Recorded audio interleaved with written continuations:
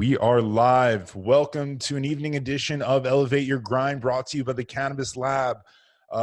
These episodes have been more and more fun to do, and the longer that we're doing them, the better crop of guests that we get. Not that we haven't exactly had a bad guest up till now, but you know, it's really cool when the industry starts reaching out to you and asking to be on the show. And not to call out our guest who's on today, but you know, it was really awesome to get an email from somebody at a company that I'm a very big fan of. Their hat sits here on the desk, and reaching out and asking to be on our show and trying to address our audience. So my guest today has been in the cannabis industry for a little while. She's recently joined one of our companies here in Florida, and she is in charge of growing that company, and also has a lot of initiatives around diversity and inclusion. And if you watch this show, you understand that I believe that this industry is a great place for that. So without any further ado, and before I give away too much of her story, please welcome Chloe Grossman, Director of Corporate Growth for Trulieve. Thank you so much for having me. I'm excited to be here today. Oh no, trust me, we're much more excited to have you here. Trulieve is an awesome company here in Florida, and you guys are crushing it. I mean, I think looking at the last OMMU report, you guys sell 52% of all of the cannabis in the state of Florida right now. I know, it's a privilege, honestly, and I really love being part of this company. That's awesome. So I want to kind of start out, and if it's okay, I want to talk about your CEO a little bit. So, you know, as everybody knows, that the CEO of Trulieve is Kim Rivers.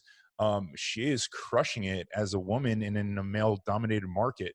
What's it like to work for Kim, and what's it like having a female CEO in an industry that is working towards acceptance, but still has that male-dominated issue that a lot of industries have? Sure. So that's a really great question, and one that I think comes up a lot for Trulieve, as it's not that common to have a female CEO, especially for a publicly traded MSO. So it's been really advantageous, I think, in a lot of different ways. For one, it's advantageous to have a woman as our leader because she's very empathetic and really listens to what patients need. I know that she's had a lot of one-on-one conversations with patients who didn't feel early on perhaps that they had the right product form and things like that. So she was able to speak to them from an empathic standpoint and understand that we really needed to expand our offerings to make sure that everybody has relief. In addition, I think her presence has created a lot of opportunities for other women and other underrepresented groups in the company, which I think sets a standard for the industry as a whole. So it's been such a pleasure working for her, and I'm really proud to be working at a female-led corporate. No, that's awesome. And I think what you guys are doing is absolutely incredible. But I want to kind of back up and get into your story a little bit, because I think, if we dig into who you are and what you do a little bit, some of the things that you're doing at Trulieve are going to kind of really make sense to us, right? So, I try to do my due diligence when we have folks on the show, and you've got, a very eclectic background. And it looks to me that you got your start in the cannabis space doing licensing. Talk to me about, what you were doing before cannabis and what drew you into this industry. Sure. I actually really love to tell my story because I think it's a bit of a unique one. I actually really never intended to get into the cannabis business.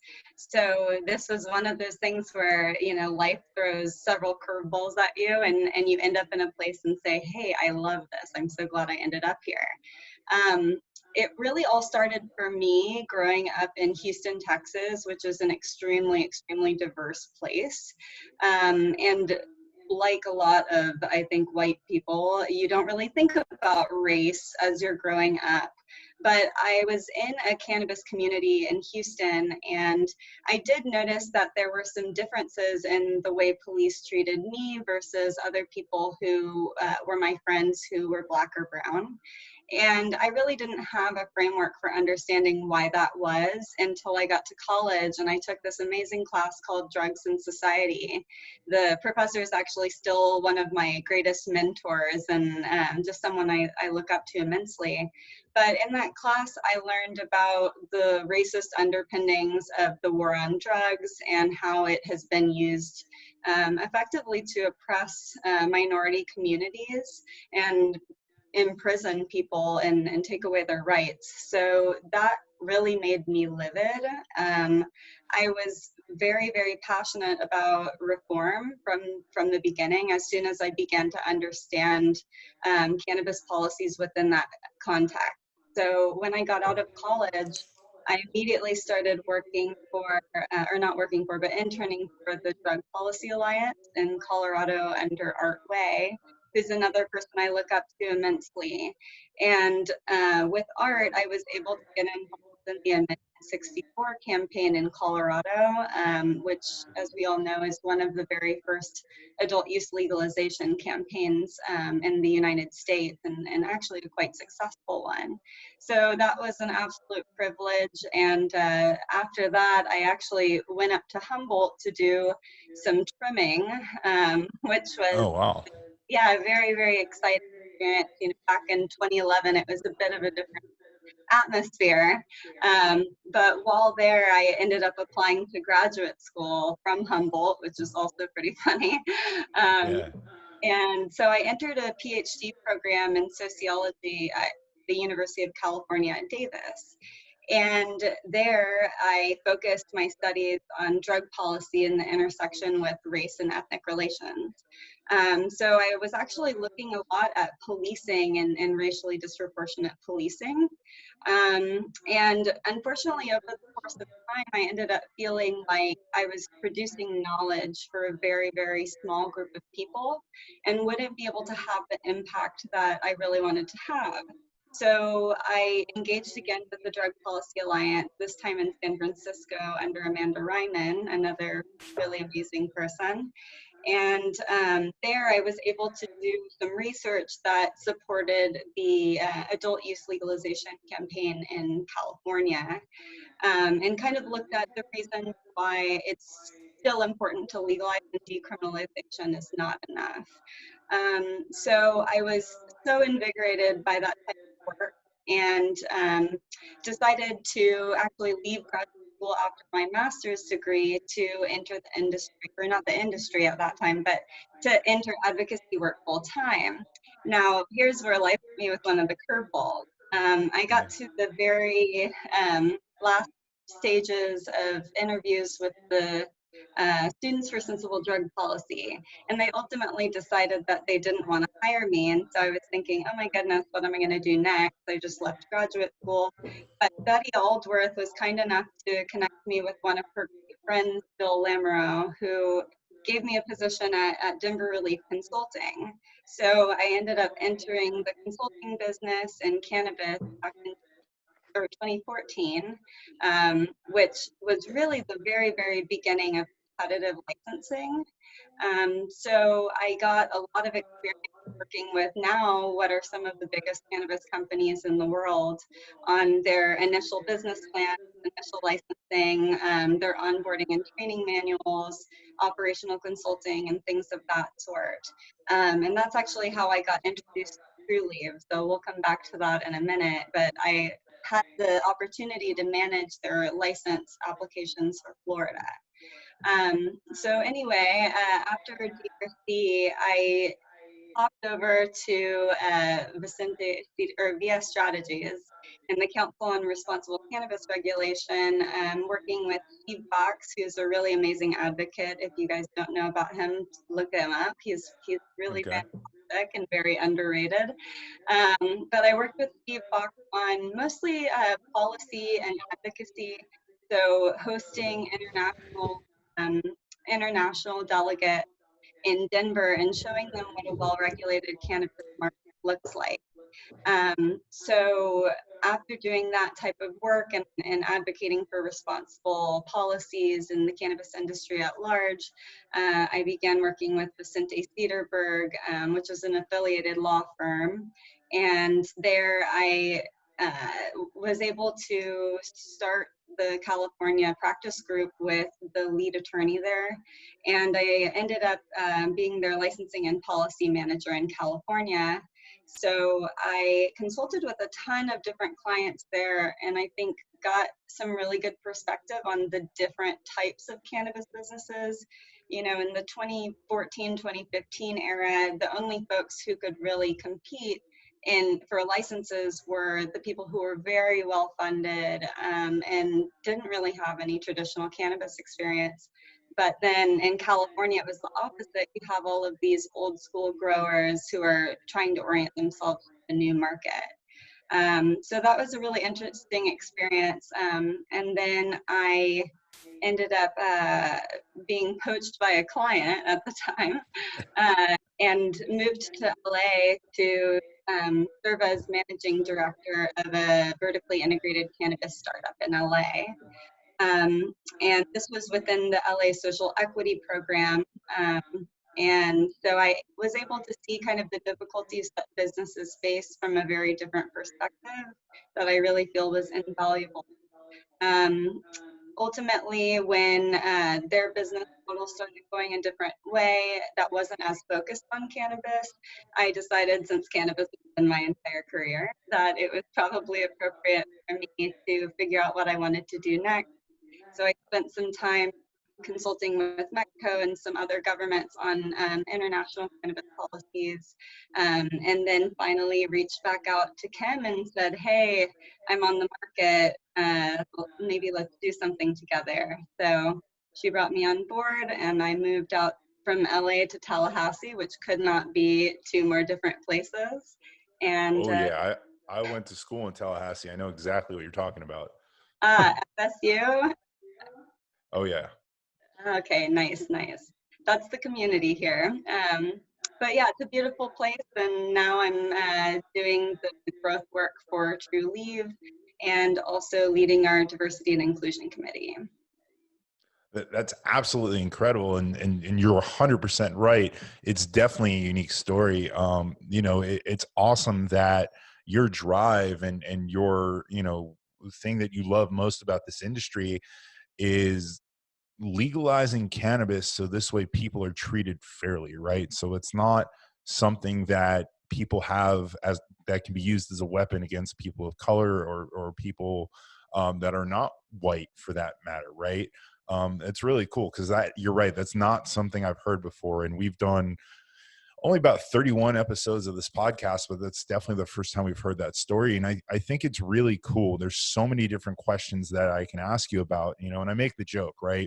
Everybody who's a fan of Chappelle's show probably remembers the skit where they would arrest people and say, hey, sprinkle some crack on them, right?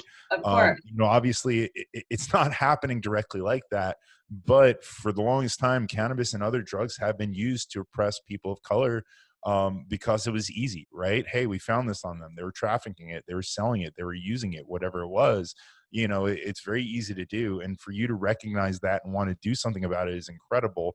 I can only imagine pairing someone like you with that drive, with Kim's desire to get medicine in everyone else's hands, because that drives a lot of other people, is makes for perfect synergy at the top of Trulieve. A question that I have for you is really interesting is it seems like you kind of were going down the nonprofit real goodwill side of this industry to continue to do the work that you're doing when, you know, not getting a position kind of led you down more of a capitalistic role. And it seems that although you're in more of a capitalistic role and I would imagine that you have the potential to make more money than you would if you worked for a nonprofit, you actually have the ability to do more good in the roles that you've had since than you might have in that one position. Right, absolutely. And that's a really keen insight. I definitely was more so in the advocacy world. And, you know, as I talked about in my story, there were all of these little slips where I moved a little bit further and a little bit further and a little bit further into business. And as I did that, I think I began to see kind of what I saw when I was leaving grad school, which is sometimes there are other places where you can make as big of an impact or more than where you are currently. And I feel like as I learned more and more about the business side and the way that diversity, inclusion, and equity are implemented, I understood that it was really important for me to align with a forward thinking business like Trulieve and work together on moving the industry forward the way that we want to see it. That's really cool because you go from a position, and nothing against the advocates or the people that are working on policy, it's truly needed, but you go from a position to lobbying to get policies put in place that they should include people from diverse backgrounds and that there should be minimum hiring standards or anything along those lines, or even licensing programs, to just saying, I work for a pretty big company, I can just hire them myself. Hmm. That's true. That's true. That's really cool. So on that note, what are you guys doing at Trulieve to kind of ensure that you have programs around diversity and inclusion? I mean, the cannabis industry, to me right now, probably has more diversity and inclusion in it, and is really more of an industry of acceptance than anything I've seen before. Mhm. But we can still take everything a step further. So what, I know that's kind of why they brought you in. What are some of the programs that you guys are doing? Really timely time for you to ask me about this. We have been doing so much D&I work this year. We have an internal committee that's overseeing our diversity, inclusion, and equity work. So this is all senior management and above. And these are folks who were passionate enough about it to volunteer to actually contribute to this committee, and it's been intense and a lot of time for everyone. So I so appreciate their contribution. When we started this work, our first task was to get a full understanding of what Trulieve has already done to date. And we were absolutely astonished by what we found. Um, we didn't realize how many departments within the organization were doing very, very progressive things and had rolled out their own plans without really any top down mandate. And one of the things that was really heartening to me was the fact that the organization wasn't just doing diversity and inclusion in order to get good press. They were doing it really because it was the right thing to do, and because so many different people at so many different levels had decided that that was important to do, and then they implemented it. So the first thing that we want to do is really elevate the great work that we're doing, and make sure that people are aware of that and that we're speaking about that in situations like this one. Um, Another thing that we want to do is obviously push the envelope, and not just for ourselves, but for the industry as a whole. So we have set up basically subcommittees that are looking at the initiatives that we're going to be rolling out under certain buckets, such as workforce type diversity initiatives, which are most obvious, as well as external partnerships, whether they be with nonprofits or other businesses that we may be able to work with in varying capacities. So we're looking at diversity along all of those different levels. We also have been working hard to make sure that we have buy-in at every single level, and that we have the resources and support needed to implement this in a meaningful way. So we're looking forward right now. At the same time, we're trying to leverage the work we've been doing and try to encourage similar work across the industry. All right, cool. Well, first, I want to apologize if you're hearing my daughter scream in the background or my dog bark in the background. But clearly, working from home, we can't cut out all those signs. But transitioning back to what you were talking about, it doesn't seem like there was a diversity or inclusion problem, and that's awesome that everything's happening so natively within the organization. Your public facing people. Kim Rivers, obviously a female CEO. we had D Williams on the podcast who, you know, I at the end of it, I thought him and I were going to be best friends, and I haven't heard from him since. And D, I Oh, miss you. I thought no. we had a great conversation there. I'll tell him Um, to call you. there we go. No, we talked so much. I thought we were going to be besties after. But on that note, you know, we talked at the beginning of the show that Trulieve is selling 52% of the cannabis in the state of Florida. You guys have 45, 46, 47 dispensaries at this point. You're crushing it. Your stock is incredible. Do you feel that Trulieve kind of has an obligation to kind of set the tone for how cannabis operators should be in Florida when it comes to things like diversity, inclusion, community service, and just relative goodwill towards the industry? I do, for a number of different reasons. Um, well, on one level, I think that any company should be setting the bar, its own bar, right? Because I think a lot of really impactful diversity and inclusion work and also philanthropy comes from being truly innovative in your approach rather than just looking at what your competitors are doing or just looking at what, let's say, out of state applications are requiring you to report on. So I think each company will have its own bar and they should find what that bar is. I also feel like it is absolutely critical for a company like Trulieve um, to take steps to try to make the cannabis industry more equitable. And this is beyond just the traditional diversity lens that looks inward at the organization. But I think it is our privilege and our obligation to support businesses that may have been or are owned by people who may have been impacted by cannabis prohibition and really had their lives ripped out from under them. So I think any type of engagement in social equity programs is really important. Aligning with organizations that support the entry of diverse groups into the industry is extremely important. Basically, we need to be understanding of the socio-historical context in which we're operating and understand that many people were criminalized for the very plant that we profit off of, and that we have to take strides to make sure that those people have a seat at the table and also have a job or a piece of equity or some type of involvement that they feel is appropriate. Yeah, it's crazy how many people there are that are behind bars that are nonviolent offenders for things like this. And what's crazier to me is seeing some of the people who have gotten out and have now started to participate in the legal cannabis market and the success that they're seeing when it's only fair to have them there.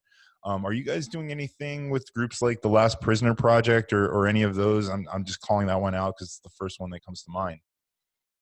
Yeah, so actually one of the things we've been talking about as an upcoming initiative is getting involved in some expungement work. That's something that I'm very passionate about and actually personally just donated to the Last Prisoner Project after hearing Steve D'Angelo speak about the work that they're doing. Another really great organization is Cage Free Cannabis, and we haven't decided exactly which organization we will work with on our expungement project. But that is definitely coming down the pipeline. Very cool. So let's kind of touch and let me ask you a question. I don't recall seeing much law practicing or law school in your background, so I might have missed that. But do you have a law background? Because you're getting involved in expungement, you're getting involved in the application process. You spent some time at Vicente Cedarburg. Do you have a law background as well? Actually, no, and this is one of the most hilarious things because I get asked this all the time. I can When I imagine. was working for the firm, I actually had to have a disclaimer at the bottom of my emails that said, like, I am not a lawyer. And just a couple of weeks ago, somebody at Trulieve emailed me and said, oh, I figured I would send this to the lawyers. And I had to say, hey, I'm not a lawyer. But one thing, still not a lawyer. One of the things, though, that I have really enjoyed about the cannabis world and cannabis policy in particular is there is no real legal expert on cannabis law and cannabis policy.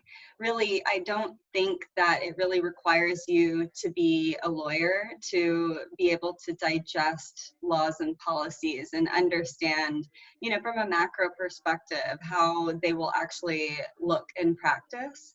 And so over the course of my career, well, first of all, it was very odd in general that I got really amped about regulations because nobody gets amped about regulations. So, Yeah. um, so that was like an automatic nobody to really fill that position.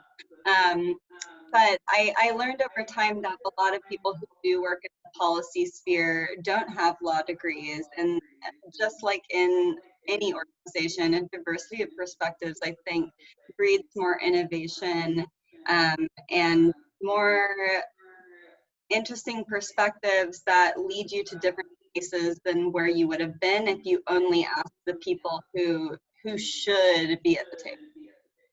Yeah, it's incredible doing what you're doing without any history in law. And I think it's kind of cool that you can do what you're doing because everything, like you said, I think we're all on an even playing field. We're all here while things are coming out. The industry didn't exist for that long. So it's not that hard to get up to speed if you're willing to put in the time. On that note, you really started doing well with application writing and the application process.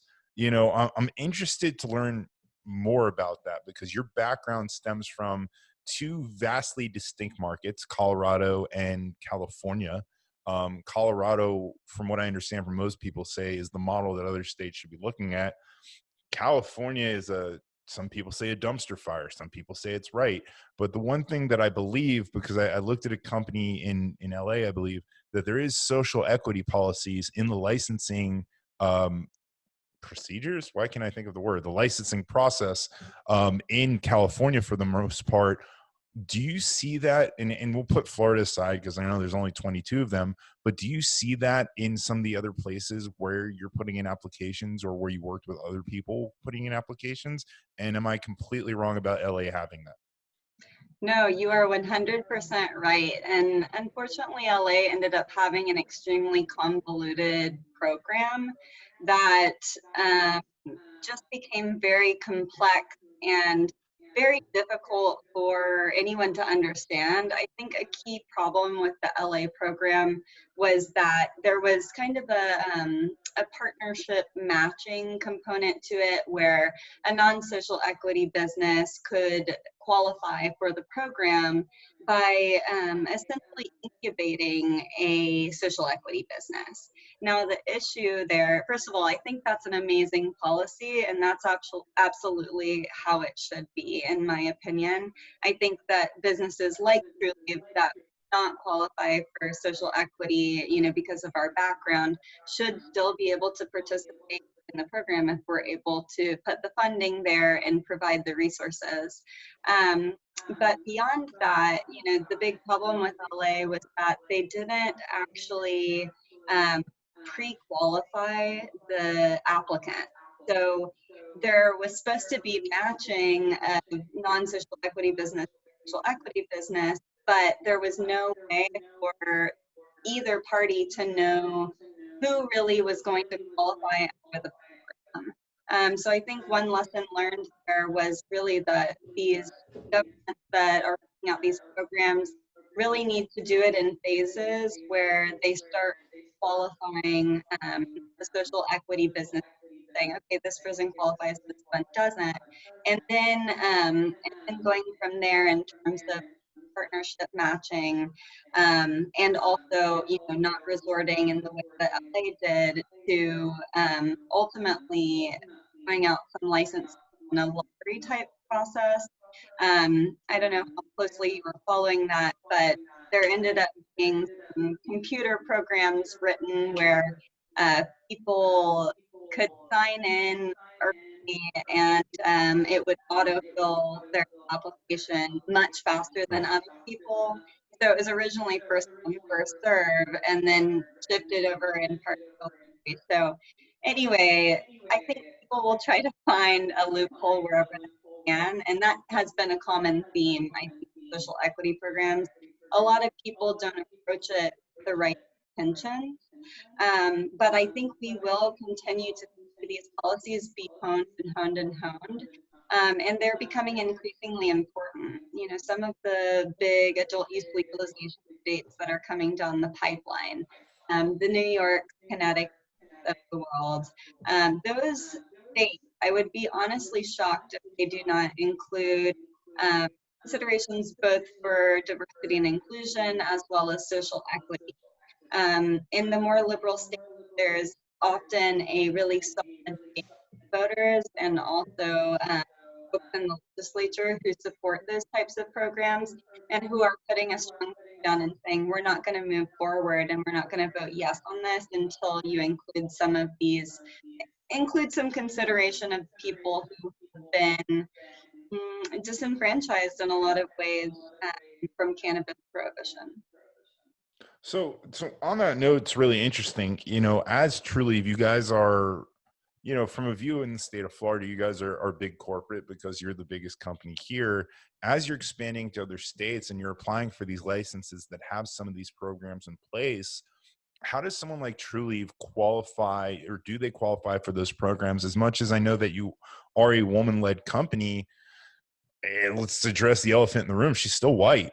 Is it a makeup of the company? Is it a makeup of the board? Is it the ownership? Is it the investor base?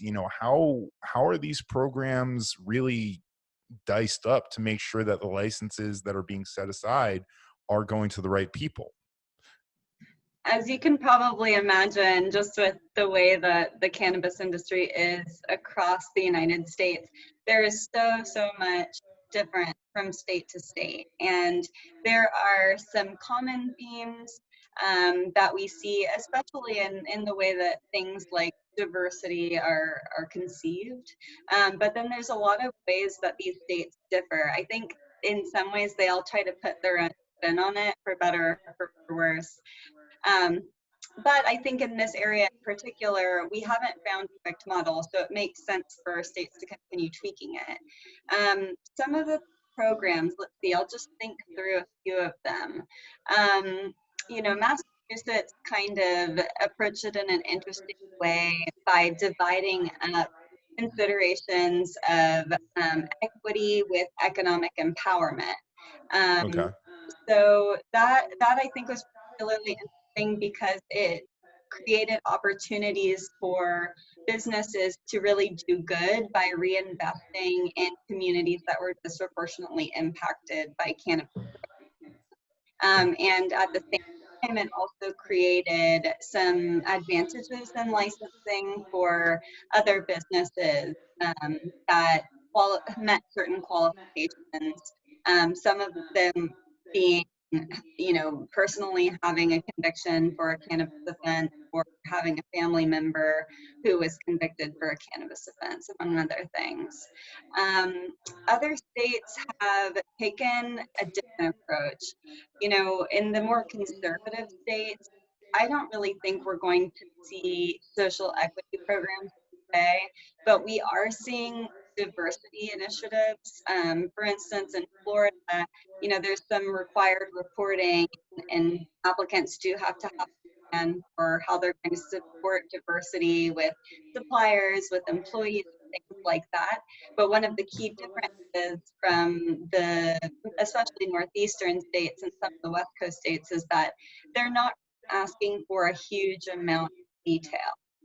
Um, there's also some markets, um, I would say these are more on the local side, that are similar to LA, where business can commit to providing funding um, and other types of support, maybe business mentoring and things like that, application assistance to businesses that do qualify for under social equity criteria. So in jurisdictions like that allow for there to be an incubation type component, those are the types of markets that Trulieve can get involved in. And then of course, there's always some openness to equity partnerships in places like Illinois, where equity partnership would be a necessity to enter the market.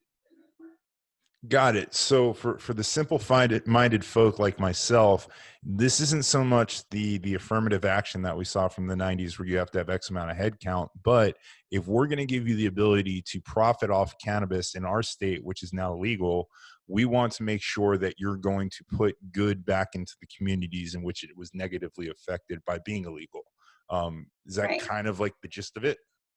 Yeah, that's kind of the gist of it. And in addition to reinvesting in the communities that were impacted, there's also investing in businesses where the owners were impacted. So I would say Very that's cool. kind of the two layers. That's really good because I think that I would like to think that doing it that way is really going to get people to keep their word and put the money into the community to where it's supposed to go. And I hope it goes that way for sure. Um, you know, on the note of your title here, director of corporate growth, right? It's really interesting to me, and I don't want to get too far away from the diversity thing, but we've talked a lot about it, and I think what you guys are doing is great. But on the corporate side, the corporate growth, right? You're not exactly in an industry where you can just look at a market and say, okay, we're going to go attack that market, we're going to open up shop, and this is how we're going to do it.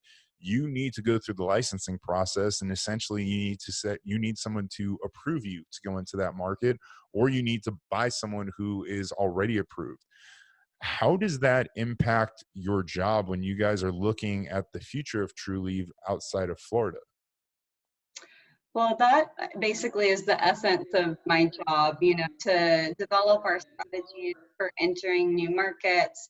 A lot of that is primarily focused on competitive licensing, so organic expansion. But then there's also some mergers and acquisitions. Being that that is kind of the whole of my role. I'll just tell you a little bit more about what I do on a day-to-day Sure. basis. So my role encompasses a lot, and I'm sure we all kind of feel that way. We wear I can many imagine that's why you have the vague title, corporate growth. It's probably like, yeah, we got a lot to give her, so just make it nice and vague, so this way she doesn't question it in the job description. So Precisely. But yeah, so my day-to-day tasks are pretty broad ranging. I would say I focus a lot on the strategy component. So figuring out really what is our strategic plan for entering new markets. What are the key indicators of market value for our particular model? Um, and also implementing that in the new states that we're entering. So I tend to be a pretty proactive person. So I try to enter a new market as soon as possible before legislation has passed, sometimes even before legislation has been drafted. So a lot of that on the front end involves government affairs work, developing relationships with all different kinds of people, but especially in the local communities that we enter. One of our strategies is to enter majority minority communities that are kind of in an economic downturn as a result of industry leaving those communities. So for example, Gadsden County and the city of Quincy up here in Northwest Florida, that was the initial community that we started up in. And we found that it was really beneficial to locate in a community that had high poverty, high unemployment, and see what we could really bring to the table by hiring from those local populations and investing significant amounts of money in those communities. So that really has become a huge part of our model. So on the front end, there's a lot of searching for sites that would be really good in terms of giving us opportunities to do good. Beyond that, we do a lot of kind of business partnership development. And then unfortunately, I read so many regs and laws. So a lot of times I'm probably nerding out in the law. that's so you guys. So the first place that you guys opened was Quincy. Like it's like what, a half hour outside of Tallahassee? Yep. Mm-hmm. I Exactly. know Quincy well. That's How? I mean that's definitely a great place to start your business model there. If you know diversion diversity and inclusion and investing in a community that needs it, I would imagine that Quincy was absolutely the best place for you guys to start. Absolutely. And it really was valuable for us as a company as well as for the community. And so I think that's a key thing that we look for. It's just a community that is going to truly treat us as a partner because they want that investment and they want new opportunities for their people. And we have the track record to show that we can really do that in a way that doesn't benefit the corporation. Or doesn't just benefit the corporation, but benefits everyone, you know, whether you look at it from a macro level or on an individual person to person level. Is is that part of the strategy as to why you guys have 45 or so many dispensaries? Is that you're not just opening in the Miamis and the Fort Lauderdales and Orlando and Tampa and Jacksonville and Pensacola and all the places that would make sense to open because you have a lot of people, but you're opening in the Quincy's and the Belle Glades and the Gainesvilles of the world. Sorry, Seminole, it's a habit. But you know, is that part of the strategy as to why you have so many locations? So actually on the dispensary side, I would say that is not a primary consideration. We typically locate production facilities in these downtrodden communities that could really use Got investment it. and jobs. But on the dispensary side, I think one of the really great things about Trulieve is that they make data-driven decisions about where to locate dispensaries, and really look at, you know, how many patients will we be serving, um, what is the radius from which those patients are coming, and a number of other factors that I won't disclose. That's our special sauce. But yeah, we make data-driven decisions in terms of our. Very cool. And then so let's circle back to what you were saying before, that you like to get into markets very early, even before some of the legislature starts getting drawn up. So what Trulieve did phenomenally here in Florida is you guys hit the ground running, opened up more locations than everybody else, and you're dominating Florida. Like we said at the top of the podcast, 52% of all the cannabis sold in Florida is sold by Trulieve. And from what I read, it was cannabis in smokable form. So there's probably even more that you guys are selling that's not getting registered there. Um, you know, to do that in a market that's mature like Colorado or California, or some of the other ones that were legalized before Florida, I don't know how easy that's going to be to enter a market behind the eight ball. So is the strategy for you right now is to start kind of focusing on new markets before you backtrack into mature markets? I would say, hopefully without revealing too much, that those are different strategies. You know, there's a number of different market types. There's the mature markets that already have established players. And in those markets, you know, that's more of an acquisition type entrant. So it's very different for emerging markets where we would be looking more at competitive licensing. But that's really only in the emerging markets where there are limited opportunities, right? But then there's also these markets like the Oklahomas of the world, which is super fascinating. I don't know if you've been looking at what's going on there, where there's a lot of purchasing power, but the opportunities are really unlimited. So that type of market is not one that we have been dabbling in to date, but I think could become part of the strategy in the short or midterm. But then, you know, obviously for the limited licensing states, we may consider competitive licensing in those markets, whether they're, say, not mature, but maybe 2 years in, like Missouri, um, or if it's a brand new market where it's just opening up. But we kind of have our own internal set of criteria that allow us on the front end to say yes or no and decide which type of entry strategy it gets uh, networked through, I guess. And Okay. then we do some internal analyses to see if it makes financial sense, and also do some political analysis to look kind of reading the tea leaves, where is this market. Wow, that's incredible. I can only imagine how much harder that is than running a, and we'll call it a traditional business, by having to look so deep into each state where you want to open. But you guys did it in Florida and you did a great job, and I'm excited to see what other markets you expand to. There's one more thing I want to circle back to that I skipped over and I meant to address it. Did you say that you got involved in doing policy down in Mexico, or was it New Mexico and I missed the new part? It was Mexico, yes. Very So cool. yeah, I So you assisted were with working with, were you working with Vicente Fox's group at all? Vicente Fox's group. I mean, maybe indirectly, it was with the Okay. senior group of advisors to the president. Very cool. Yeah, no, so I know some of those guys down there. I actually got to go down to their Canna Mexico conference, and it was incredible. And it was incredible, the community down there and everything else. And it was interesting to me because I got to meet a lot of young entrepreneurs that were looking to get into the cannabis space, and just hearing how much more of a stigma there is around it down there with some of the Mm. families. It's incredible seeing the differences between our culture and their culture around cannabis. It must have been a really exciting experience.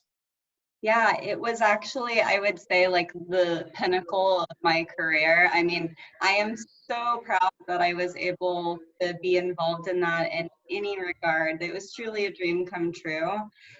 Mexico is going to be a really interesting one, I think, because as you said, there are some cultural beliefs surrounding cannabis and other drugs. I think as a result and part of narco terrorism, Yeah. some communities have been totally ravaged by international narcotic trade.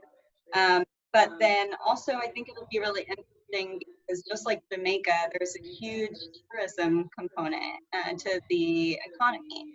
So I'm interested to see what Mexico does in terms of how they handle cannabis access for tourists.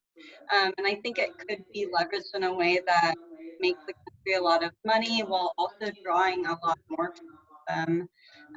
But overall, yeah, it was a wonderful experience and really exciting. And I really enjoyed looking at the import export laws and all of that. So Very, very cool. Well, if you start to have some conversations down there, give me a heads up, because it'd be nice to pick up some true flower next time I'm in Cancun or Riviera Maya or any of those places. So hey, that's not on the books yet, but don't think I'm not going to push for it. that's why I'm doing this podcast. Is this way I have insiders who can give me the information on where I should take my vacations, right? Hey, you have to Um, keep me in the know too. So this will be a mutual thing.